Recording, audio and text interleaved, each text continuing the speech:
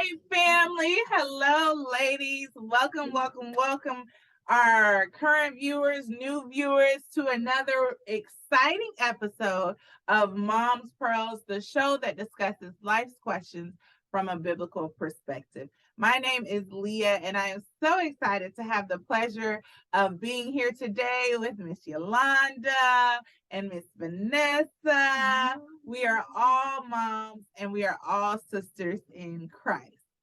So, family, it is that time now, that season of the year, May, June, July, April. A lot of times we get excited about the school break and we get ready to travel. We're going places. All right. So it's travel season. School's almost out. Summer vacations, family reunions, road trips, out in the country, flights, visiting family members, doing different things. That's what we're doing about this time. So today we're talking about doing all of those things and so much more with our little people. Okay, so stay tuned for a very lively discussion on all the ins and outs of that, and we will be right back. Mom's Pearls. Mom's Pearls. Mom's Pearls. Okay. Well, before we get into our traveling with children session today, we're going to talk about what would Jesus say about our news today. So we have to keep a biblical perspective on everything. Is that okay? Yes. So, Sister Yolanda, tell us about our news article for today. So today's news article is in North Carolina, and it's about the school voucher expansion that will take a heavy toll on rural public schools. So the Republican state lawmakers rely on rural voters to keep them in control of the General Assembly, but they've often used that power to neglect or abuse the rural areas. For example, the Republicans have refused to expand Medicaid for more than a decade, even as the rural hospitals closed or cut services for the lack of extra funding. They underfunded schools, which was interesting to me. It is the largest employer in most low population counties. And they protect, unfortunately, the hog and poultry operations that pollute the air, water, and soil in the rural areas. I'm still learning about all this rural stuff too, family. So now the Republicans are lining up for a bill in the House and Senate. The Choose Your School here in North Carolina, there's a scholarship where you can apply to get funding and grants to go to the public schools. Usually it's for the lower income families, but now this bill is going to open it up to all families, even the wealthiest families in the state, to apply for this grant. And even the wealthiest families will receive up to 45% of the grant. Question of clarity. So did you mean private schools? They can apply for a grant to go to the private schools? Yes, did I say public? Okay. I'm sorry. Okay. So they can apply for the grants to go to the private schools. And the extra funding to get all of these extra people to apply for the private schools, all that grant money is going to be pulled from, the public schools, because they have all the money in the world. Absolutely don't. So they're going to pull more funding from the public schools to allow even the wealthiest people to apply to the private schools, which they are more likely to be able to afford it than the low-income families who want their children to have the opportunity at a better education. And up to 45% of the tuition that they will be able to receive, which I think is not fair. So what do you all think about that? Before I go in on it. Yeah, I agree. It's not, we don't see the equity. And that's one of the things that's hard, is we don't see the equity. But when we're talking about what would Jesus say about our news today, we want to look from a biblical perspective. How would he view the inequities that we really do see in our society today? And we know that he would not be favorable to that, because he is a God of justice. He is a God who wants us to see and do things the right way and be where he wants us to be at the right time. So that's the way he wants about the schools. So we don't even need to say no more, because we all everybody got opinions, but we trust that God will work in that session. Keep praying, family. That's what we'll do. Yes. All right, family. So that was a great article. Yeah. And while there's so much more we can say about it, we do have to go on to our next segment. So, Yolanda, why don't you get us started with our traveling with children? Traveling with children is exciting and exhausting, but we're going to give some tips. So if your children are under 2, they fly for free, but be sure to bring your birth certificate, because some of these 2-year-olds are big and they will ask at the counter, hey, are you sure? Can I see a birth certificate? So always be sure to bring that birth certificate. I've had experience with that. And most infants will sleep through the flight if we're flying. They need to have something to suck on, a pacifier, a bottle. If you're nursing moms, that's a perfect time to get them latched on during that time when your ears are popping, their ears are popping too. I like that about the whole infants flying under 2 flying for free, because I think, that allows you, especially if you're a new parent and you're like your parents or your in-laws or somebody, they don't always live, where you live. So it's an opportunity to still bring your new baby or your 1-year-old, your toddler, and you can still go visit with family. So you still feel connected and you still feel supported without it being such a financial burden, because, you already have to get your ticket. Unfortunately, for those of us that have kind of been around a little bit more, we got a couple of older ones. We got to pay for them bad boys. So, you might be like, oh, my 2-year-old, but then my 7-year-old and my 5-year-old and my so you just don't keep going on, because we don't have that many kids nowadays. So that is true. Well, enough. Okay. Yes. So that is definitely something to consider. I love that idea. And then, like you were saying about the infants, of course, again, it can be exhausting. It can, really wear you out. But your baby, most of the time, they're newborn, they will sleep through the entire flight, just depending on where you're going. So I think those are both really good bonuses. Mm-hmm. Definitely. And some cons to it as well are, like I mentioned, the ears popping. And so some parents may not be okay with this, but I was okay with giving them Tylenol before the flight, because our bodies can handle more than their bodies can. So I just try to think about it to try and comfort them, as not drugging them, Benadryl, all this stuff to make them sleep, but just some comfort, because I know, like, it can be bad and it can mess up their routine. So try to get your flight during their nap times, if possible, during their bedtime, if at all possible with that. And then too, I think, like it said, if we could do a night flight, if we could, that would be helpful for them. That's their regular sleeping time or whatever. And for those of you who are nursing, so that we can be all inclusive here, make sure you cover up for those people who are going to be offended by nature. No, we only have, a few more minutes to talk about this subject, but that's a big tip. We want to be courteous to others. We know it's natural. We're good with it, but everybody may not. So and if you're uncomfortable with it, pump your milk. And that is one liquid you can bring through the airport.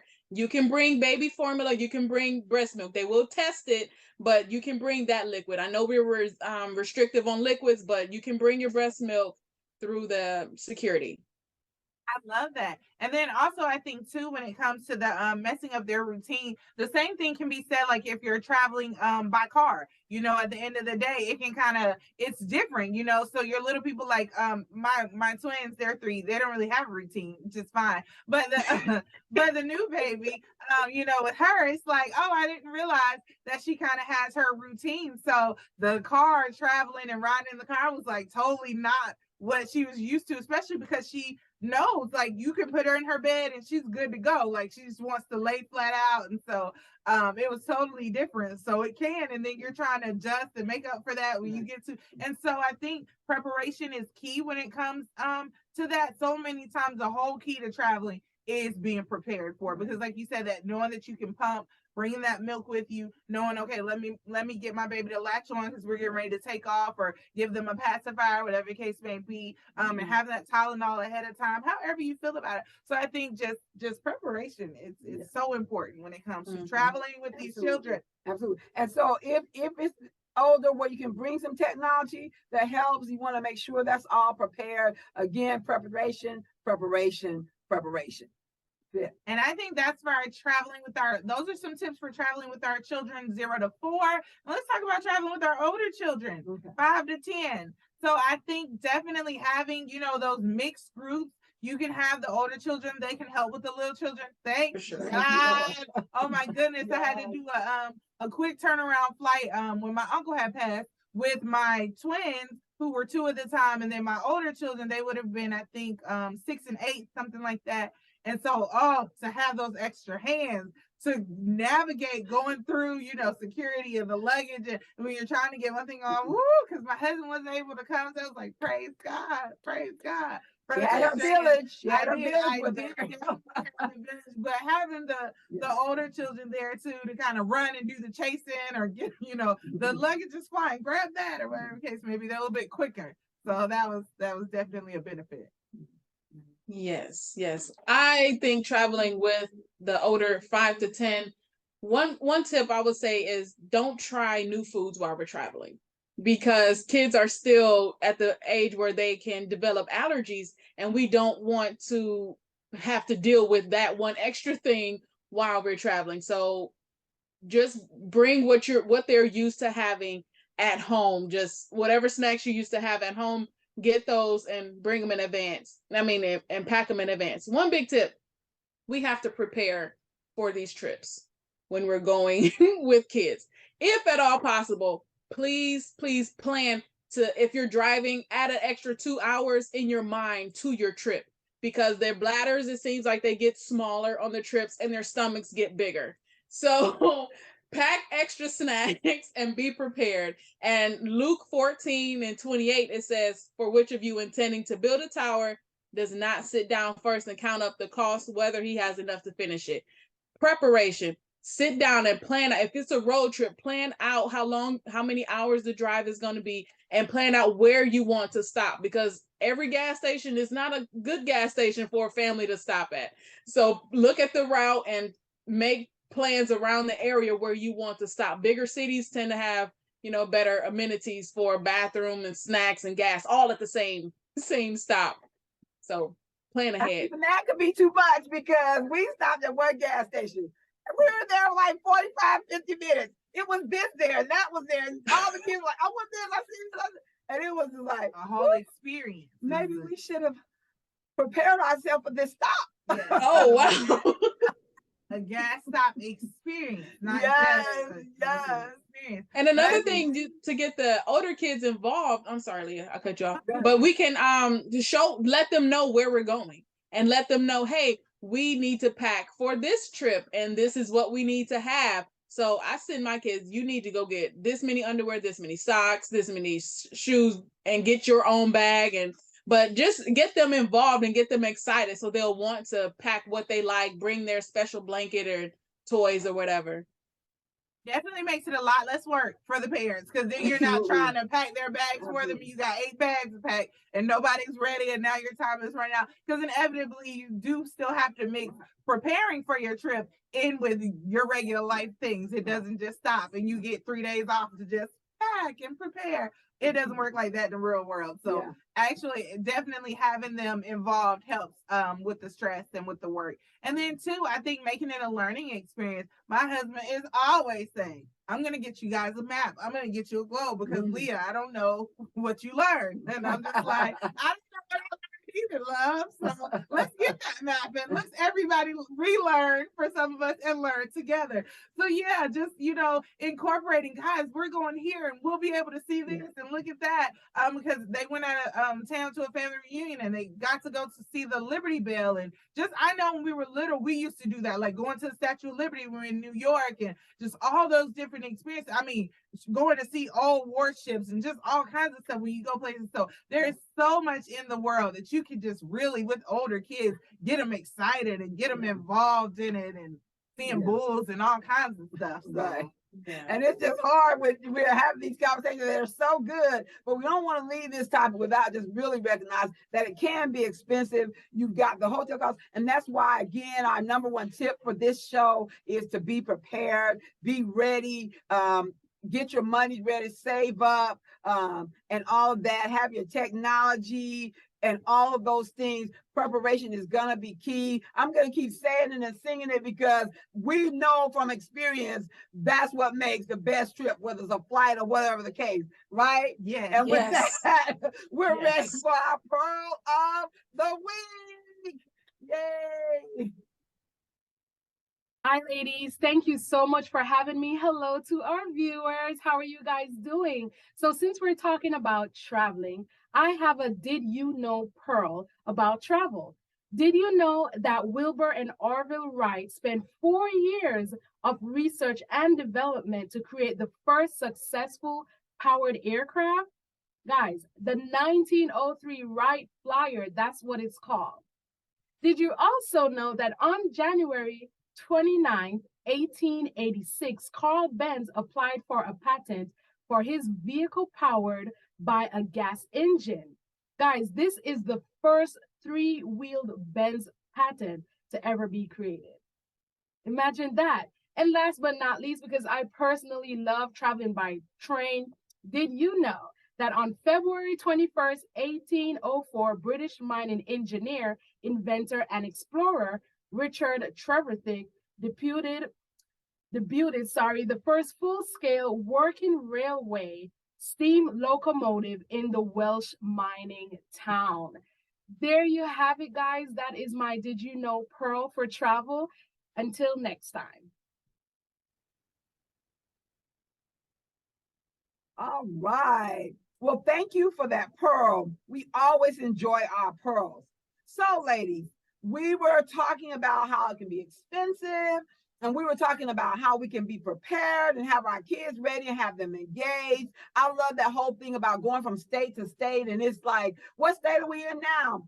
How many states did we go through? What is this state famous for? What's the capital? All those things, keeping them engaged is really awesome, and it keeps you connected as well.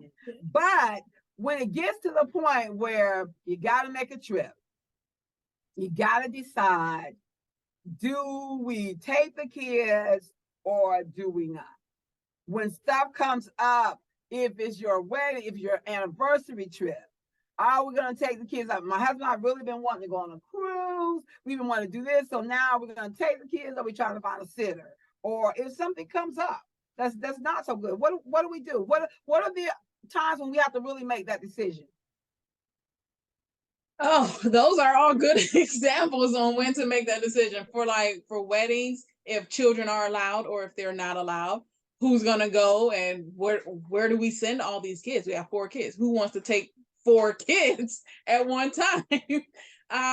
For an anniversary trip, it depends on the experience you're trying to have. That's what I'll say. If you want some romantic time with your husband or your wife, then we can't take the kids. So that's why we have to plan in advance. You got to call around. Hey, we can't wait 2 weeks before, like you did when you were single. Like, oh, we're just about to go. You got to plan in advance. Way in advance. And I think, that's why it's important to have that village that we often talk about and have that great support system, because then you do have, resources that you can reach out to so that you can still enjoy those moments, that really matter, those events that are, intentional. So you might not be able to go as often, right? As you would like with children. Not every year to anniversary alone. Okay, go ahead. Right. Unfortunately. Unfortunately. So, you just have to kind of count up the cost. It is what it is once you decide to start having children and have a family. But it's such a joy and it's so rewarding when you can bring them with you and you can experience things together. Yes. But I think, again, preparation is key. You really have to decide, even if you're leaving them, am I paying somebody to watch them? Am I having family members come to my house? Are the kids going to their house? What's their comfort level? Will they be comfortable with so and so, not in their bed, sleeping wherever, however, whereas can I have so and so? Are they okay with coming over here? Do I have a setup, a guest room where they can stay and watch the children? All those things. Well, I have a solution. Uh-oh. Do you need a nanny to come with you to Hawaii to watch the children while you That's and your definitely husband been have considered. some romantic time? Yes. I'll give you my number. I'll put in the chat if you request me at the end of the day. But what about something like a wedding when, like really quick, we only have a couple of more minutes, but what about a wedding when they've said, no, children aren't allowed? And there's somebody close to you and then you have children. How does that make you feel? And quickly, what was our decision? How we do? I understand why, if they don't, especially if they don't have any children, and they don't want kids running around tearing up their displays, because kids can be destructive, intentionally and unintentionally. But I say you got to make that call. If you want to go, make the plans to go. If not, send a gift and say, I can't come. I have all these kids. I love you and I know you love me, but here's your gift. And sometimes sending one parent, you might decide, well, I'm gonna go. This is my best friend, and it's his male guy friend, and let him go. Or it's my, girlfriend or my cousin or whatever, and I want to go. So then, you can just be comfortable enough, and you just have to decide. Some people they need their boo at the wedding with them, but it's up to you. Absolutely. That's I good. like that. I like that. Both of those Yeah. are really good solutions for that. Absolutely.